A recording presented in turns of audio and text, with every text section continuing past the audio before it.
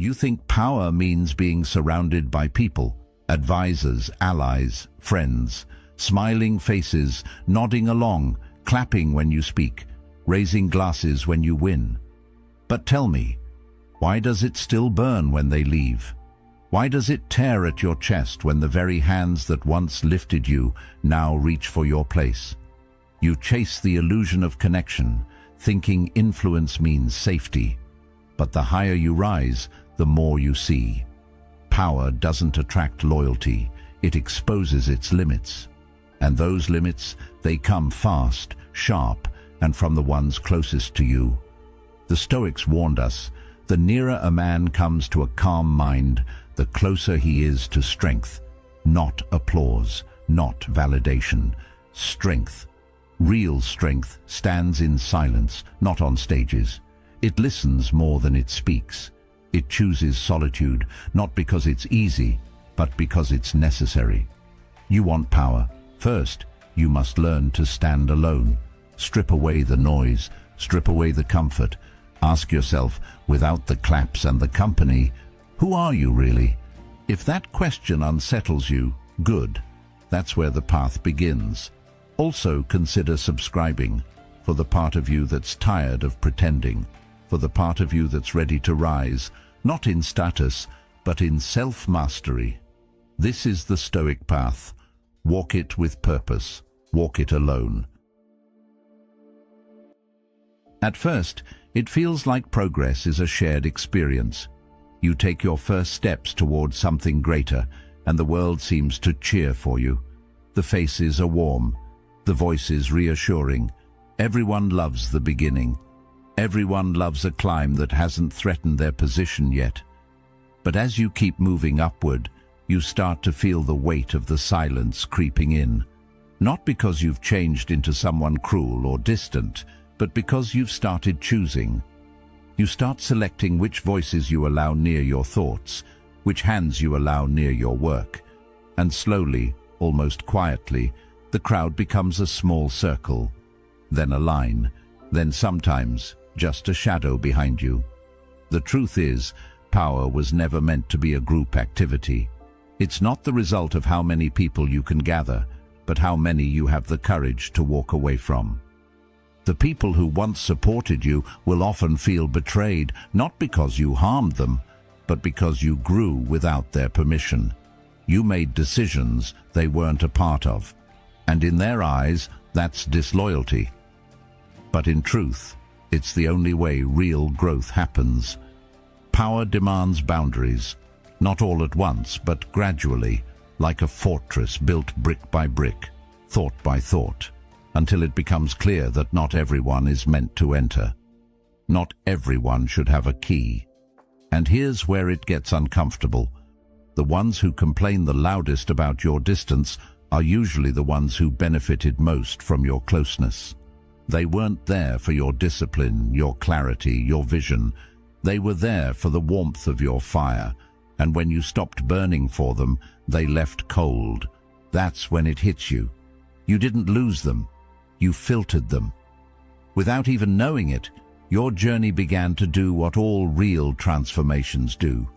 It started removing what no longer aligns. This isn't rejection, it's refinement. You don't need to explain it. You don't need to defend it. Because if you try, you'll find yourself shrinking just to soothe someone else's discomfort with your evolution.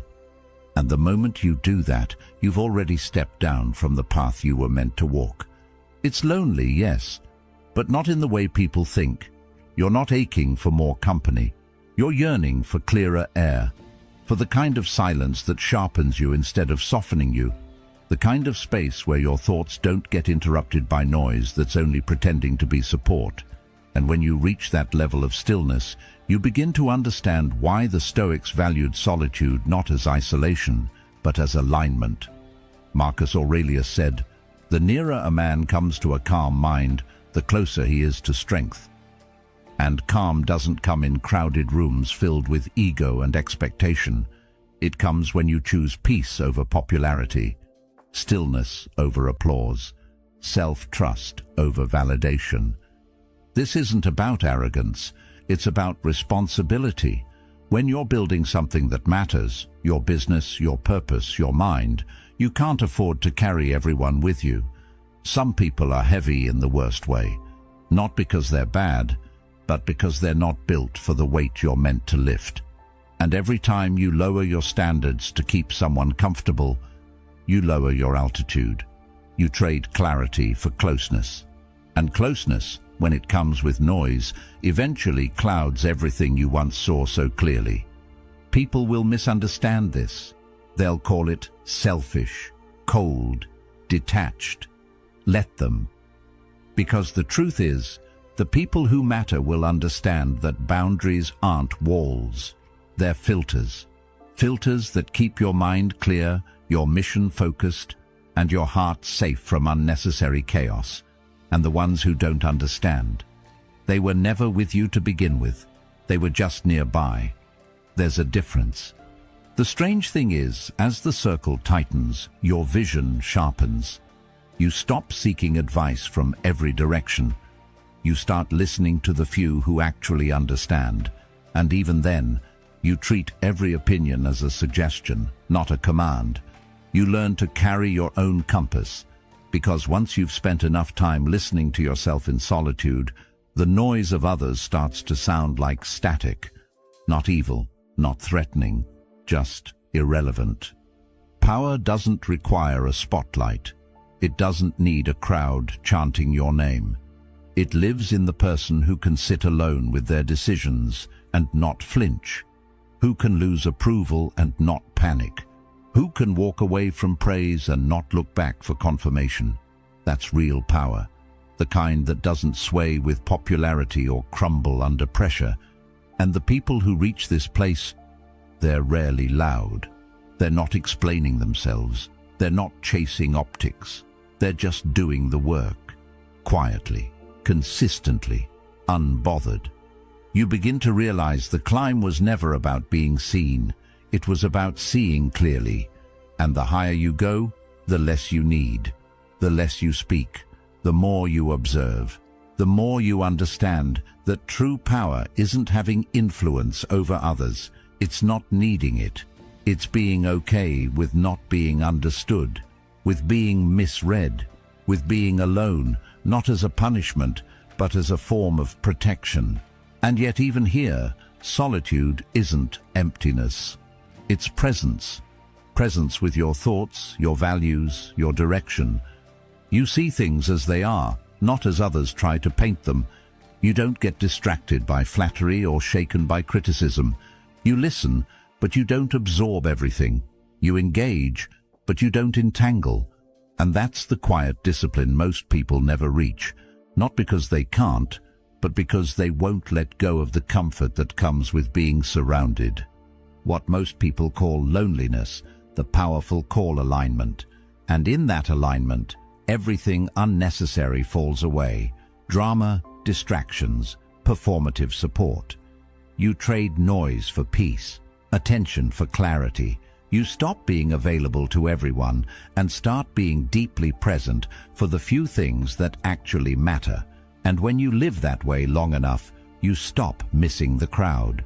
You stop fearing the silence. You begin to see solitude not as something to escape, but as the very space where you become unshakable. So yes, power filters, not with cruelty, with clarity.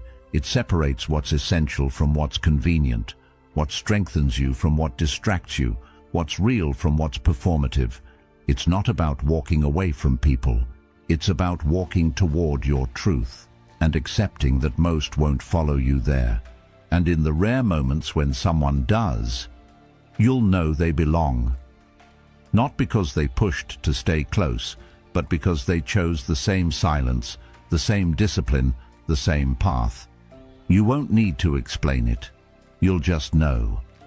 That's the paradox of power. It doesn't grow louder, it grows cleaner, simpler, sharper, and the only way to reach it is to filter out what never belonged in the first place. Connection is a beautiful thing, until you begin to understand what it truly costs. We grow up believing that to be loved, to be trusted, to be accepted, we must open ourselves up, show our emotions, reveal our stories, let others in. And at first, that seems like strength. Vulnerability feels noble, honest, human. But as you step into positions of influence, something shifts. You begin to see how every shared weakness can become a weapon. Every revealed doubt becomes someone else's leverage. What once made you relatable now makes you exposed. And suddenly, being seen doesn't feel safe anymore. It feels like risk. A risk you can't afford to take if you're carrying the weight of something bigger than yourself. It doesn't mean you stop feeling. It means you stop displaying. Because in the eyes of others, especially those watching from the outside, your emotions aren't just expressions, they're signals. And signals, when read by the wrong person, invite challenges. Some will test your patience just to watch you crack. Others will comfort you while quietly recalibrating how they perceive your strength. Vulnerability becomes a performance review. And even when people say, "I want honesty," what they often mean is, "Give me your struggle, but only if it makes me feel inspired, not uncomfortable." That's not acceptance. That's conditional tolerance. And leaders can't build from that. So you begin to detach, not out of pride or ego, but out of necessity, because there are things you carry now that no one else understands. Decisions that would crush someone if they knew the full weight of them. Fears you can't name because to name them would shake the confidence of everyone watching. The further you move into your purpose, the more your silence becomes your shield. Not because you're trying to hide, but because explaining yourself is now a liability. And power, real power, thrives in controlled expression, not emotional transparency. This isn't to say emotion has no place, quite the opposite. Emotion, when mastered, becomes vision. It becomes conviction. But when unleashed without restraint, it creates chaos. Imagine a storm with no structure, just noise, wind, destruction. That's what uncontained emotion looks like in power. It doesn't comfort, it confuses.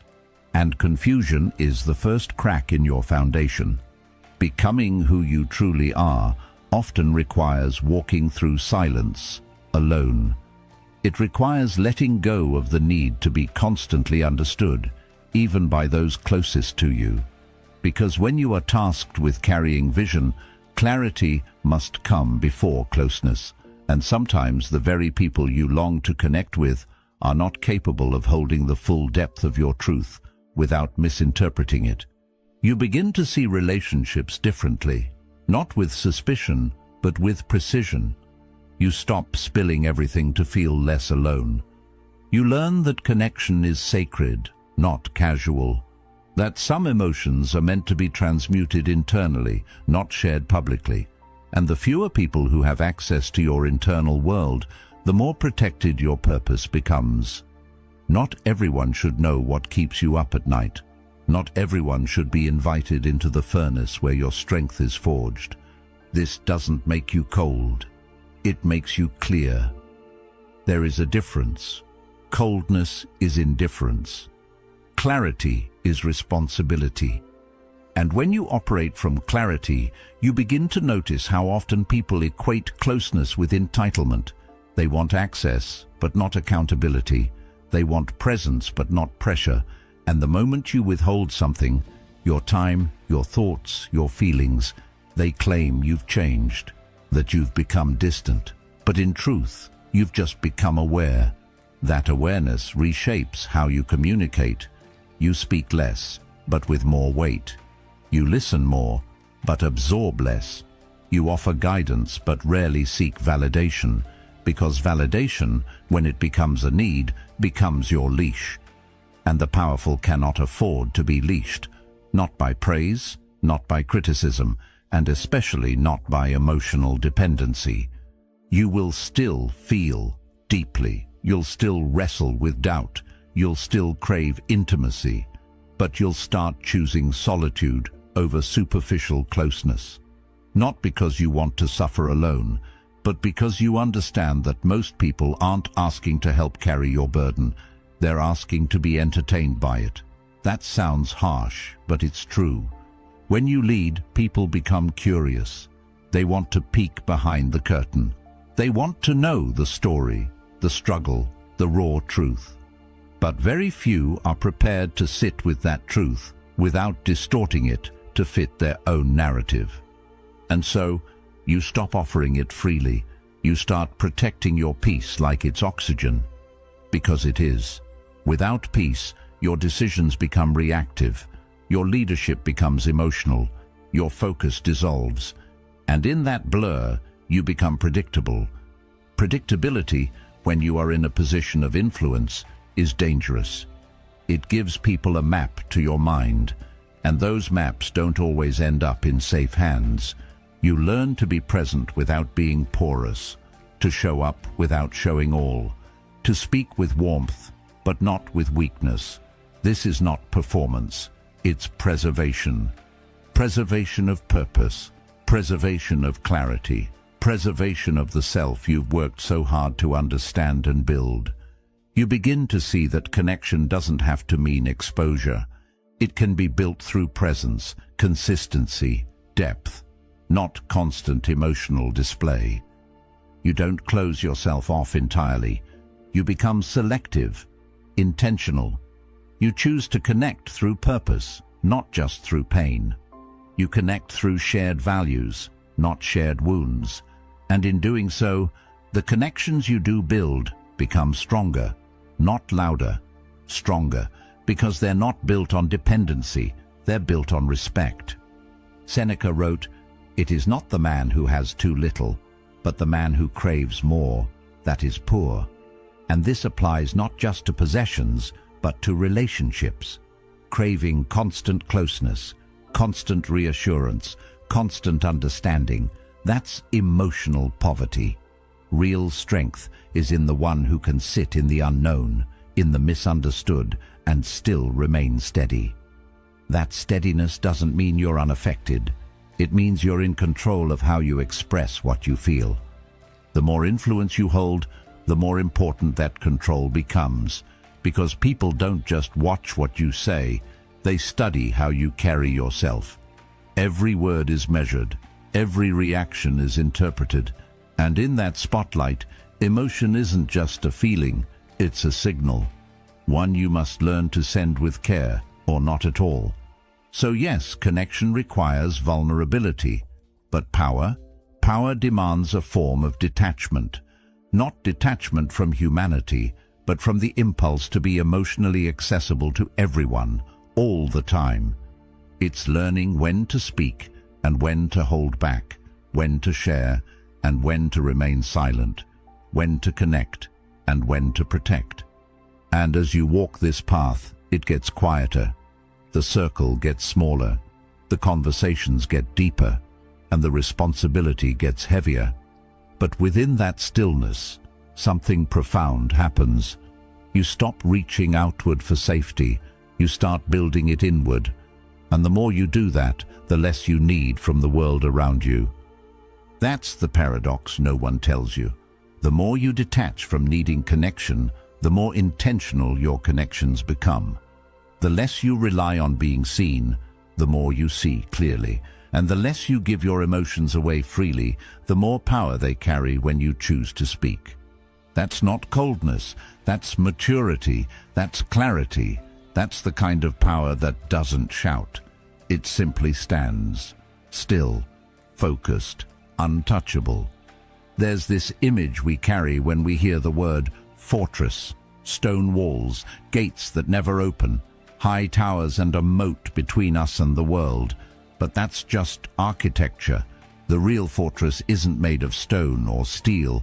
It's made of intention, of boundaries no one sees but everyone feels. It's not a place you retreat to. It's something you carry with you, a state of mind that can't be breached by gossip, by judgment, or by the shifting winds of someone else's opinion. The strongest fortress is one that doesn't isolate you from life. It roots you so deeply in your own self that nothing outside of you holds the power to knock you off balance. And here's the truth most people miss. It's not about shutting people out. It's about not letting anything in that doesn't align with your values, your peace, your focus. The fortress isn't there to keep the world away. It's there to keep you whole. In a world that pulls you in 100 different directions, where expectations, comparisons, and distractions shout for your attention, building this inner fortress is not a luxury, it's survival. If you don't stand guard over your mind, someone else will take control of it. And they won't do it with force. They'll do it with flattery, with guilt, with manipulation dressed as concern. That's how breaches happen, not with an attack, but with an invitation. And once the wrong person steps into your inner world, it doesn't take long before confusion follows. You start questioning your instincts. You hesitate when you used to move with clarity. You seek permission where you once stood firm. That's the danger of a weak foundation. It doesn't break all at once. It crumbles slowly, quietly, until one day you look around and realize you're no longer living from your values, but reacting to someone else's noise. The fortress mindset changes that. You stop explaining yourself to people who are committed to misunderstanding you. You stop defending your peace to those who benefit from your chaos. And most importantly, you stop letting your mood be dictated by external validation or criticism. You become sovereign, grounded, still. That's the paradox of strength. It looks like silence from the outside, but on the inside, it's a roaring fire that says, I know who I am, and I don't need you to agree with it. This isn't coldness, it's clarity. And clarity, once cultivated, becomes a shield. A soft, immovable boundary that doesn't need to push or pull, it simply is. Some will call it distance. Others might say you've changed. Let them, because the moment your stability becomes uncomfortable for others, you've just revealed who was invested in your confusion. Carl Jung once said, "The foundation of all mental illness is the unwillingness to experience legitimate suffering." That's what happens when you build no fortress. You suffer every time someone disapproves, every time you feel misunderstood, every time someone doesn't see your worth. But when you build this fortress, you accept a new kind of suffering, the kind that comes from restraint, from choosing to stay quiet when you could lash out, from letting people misinterpret you rather than wasting your energy trying to be understood. And over time, that suffering transforms into strength. You learn to observe instead of react, to sit in discomfort without rushing to fix it, to recognize that most situations don't need your energy, they need your stillness. That's the power of a fortified mind. It doesn't resist the world, it outlasts it. Like a mountain that doesn't tremble at every storm. It doesn't mean you're unfeeling. It means your emotions aren't running the show. It means you've built something steadier beneath the surface, something that no rumor, no betrayal, no fleeting praise can touch. This inner stillness becomes the way you navigate everything. Conflict doesn't feel like chaos, it becomes information. Criticism doesn't sting, it becomes insight or noise, and you learn to tell the difference.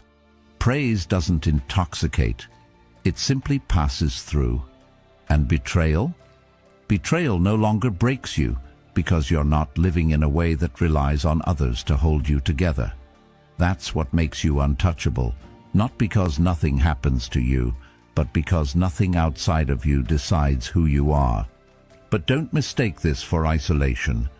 This kind of strength invites connection, but only the kind that respects your boundaries.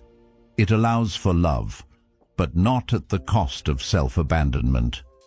It opens the door, but it does not remove the threshold. People can walk with you, but not through you. And the ones who understand that, they'll stay. The rest will leave, and you'll learn not to chase. Because peace doesn't come from the presence of people. It comes from the absence of noise. And noise comes in many forms: gossip, doubt, pressure to perform. pressure to explain, pressure to shrink. That's why this mindset matters. It doesn't just protect your peace, it preserves your purpose, and purpose without boundaries dissolves into performance. You forget why you started. You start making decisions from fear, from fatigue, from the need to prove something. That's what happens when the fortress is weak. You become reactive. But when the walls are strong, you become strategic, intentional, rooted. Epictetus said, "No person is free who is not master of themselves."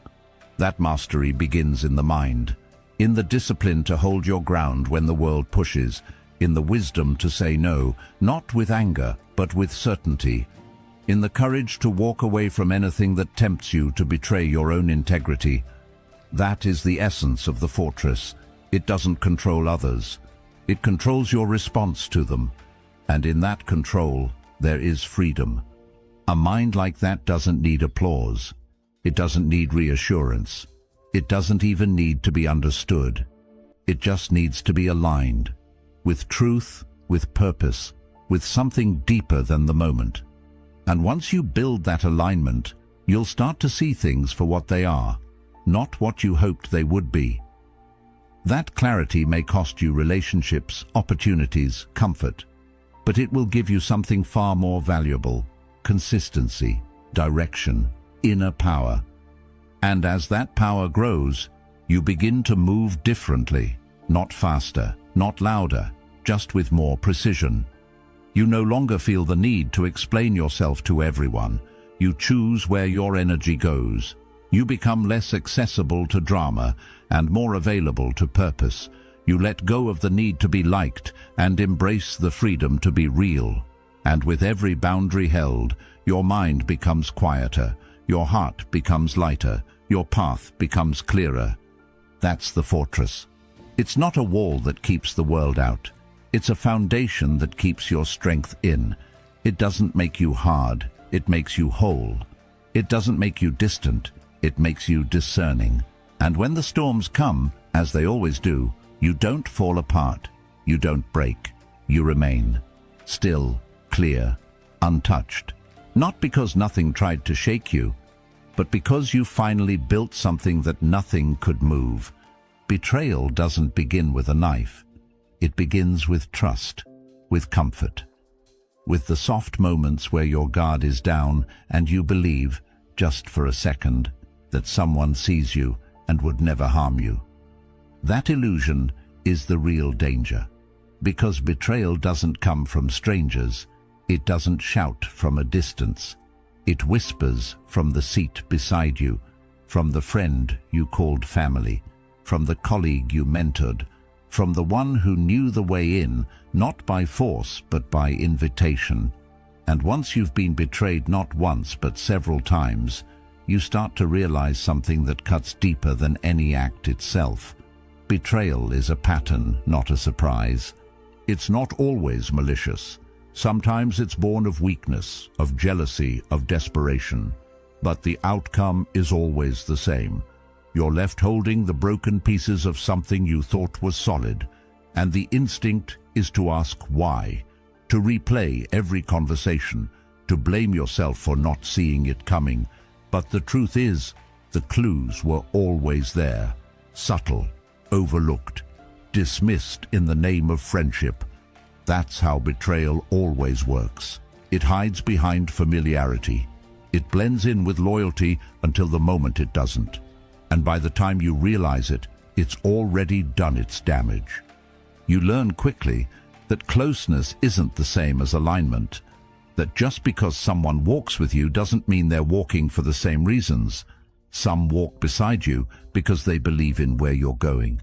Others walk beside you to see how far they can follow before they push you off the path and take your place.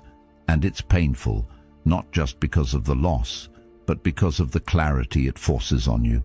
You begin to see the small ways you ignored your instincts, the tiny moments you brushed off their envy, the times you thought they'd never do that to me, only to find out they already were. And here's where most people go wrong. They become cynical. They shut everyone out. They let betrayal harden them into suspicion. But the wiser path isn't isolation, it's discernment. It's learning to observe without always reacting, to listen between the lines, to trust, not blindly but with awareness, because you don't need to expect betrayal from everyone. You just need to stop being surprised when it comes from someone you once let close. The Stoics never told us to expect perfection. They told us to expect human nature, and human nature left unchecked will always serve itself first. Seneca once said, "The man who has anticipated the coming of troubles takes away their power when they arrive." And that's what this awareness gives you. Not bitterness, but strength. Not fear, but foresight. You stop handing out keys to your heart just because someone smiles. You stop sharing your deepest plans with people who haven't proven they know how to hold your silence with respect. You stop offering loyalty in advance and start letting time reveal who's really for you.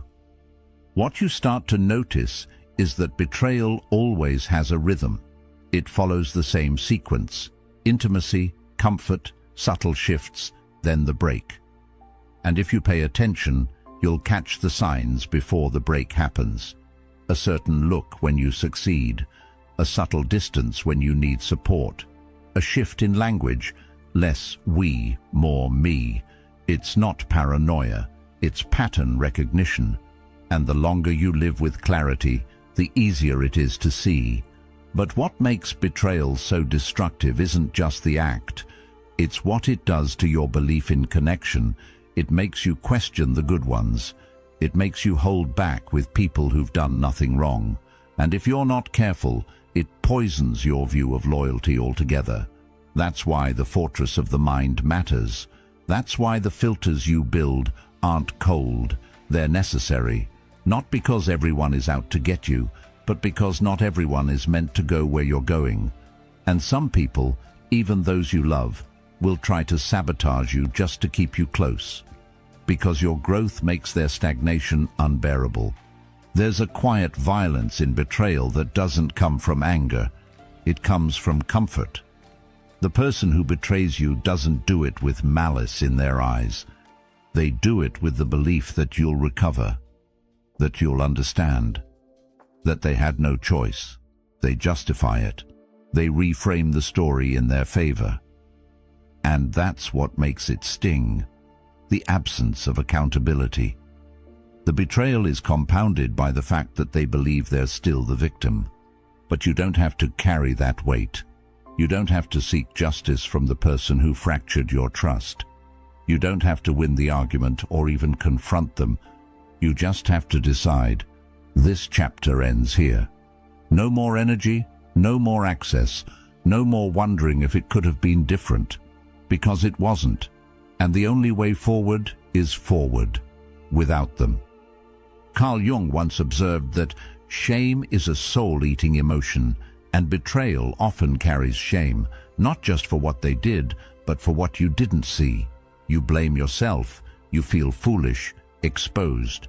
But shame is only powerful when it goes unexamined. The moment you step back and see betrayal for what it is, not a sign of your weakness, but a lesson in clarity, you begin to take back your strength. You don't become harder, you become wiser, sharper, more tuned into the silent language people speak when they think you're not watching. Eventually, you'll be grateful, not for the pain, but for the precision it gave you, for the way it taught you to protect your peace without apology, for how it carved a line between those who say they're loyal and those who show it. You'll see that every betrayal was a kind of brutal grace, stripping away the illusions you clung to, exposing the cracks in your foundation, and giving you the chance to rebuild, not with bitterness, but with discernment. And that discernment becomes your strength. You stop explaining your choices. You stop oversharing your dreams. You let people earn the right to stand beside you, not through words, but through consistency, through presence, through how they act when you're not useful to them. That's how you know. Not when things are good, not when the path is easy, but when silence falls, when your back is turned, when your light threatens to outshine theirs. So you become intentional. You keep your circle small, not because you're afraid, but because you've seen what happens when it's too wide. You speak less, not because you lack trust, but because you've learned the value of holding some truths for yourself. You expect less, not because you're jaded, but because you're done giving more than people are willing to give back. And through it all, you hold your center. You don't let betrayal define you. You let it refine you into someone who walks with a quiet strength, who loves with boundaries, who leads with clarity, and who never forgets. The people who are closest to you will always carry the greatest power to hurt you, which is why your greatest power must be knowing exactly who and what is worth the risk. Trust feels simple when you're young. You give it without hesitation, assuming that if your intentions are good, theirs must be too. You share, you open up, you believe. And for a while, that innocence feels like strength. It creates bonds, it builds warmth, it makes the world feel safe. But safety built on assumption is fragile. Eventually, life teaches you that trust is not a gift you hand out freely. It's a currency, one of the rarest. And every time it's spent in the wrong place, it costs you more than you thought it would. That's the lesson most people learn too late. That trust, once given freely, becomes a calculated risk.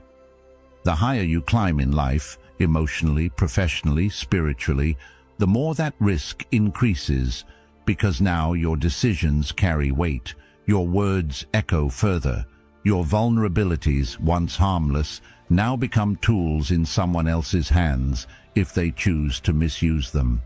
And while it doesn't mean you stop trusting, it means you start choosing carefully, not with fear, but with awareness, not from paranoia, but from pattern recognition. You begin to understand that trust isn't something you owe anyone. It's something they earn, slowly, consistently, and not just once, but over time, through action.